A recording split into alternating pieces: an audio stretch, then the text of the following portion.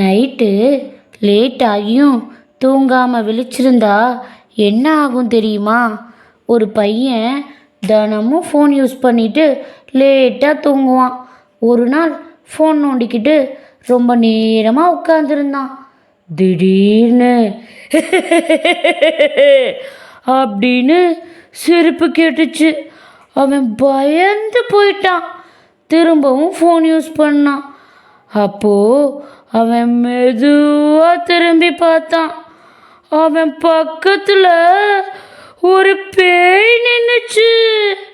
அது சொன்னுச்சு, நீ தூங்காம இருந்த, நான் தான் கம்பெனி அப்படின்னு. அவன் ஃபோனை வச்சுட்டு உடனே தூங்கிட்டான். அதனால் குழந்தைகளே, நேரத்துக்கு தூங்கணும். தூக்கம் உடல் ஆரோக்கியத்துக்கு ரொம்ப முக்கியம். சரியா? கதை பிடிச்சிருக்கா? கதை பிடிச்சிருந்தா லைக் பண்ணி சப்ஸ்கிரைப் பண்ணுங்கள். டாட்டா.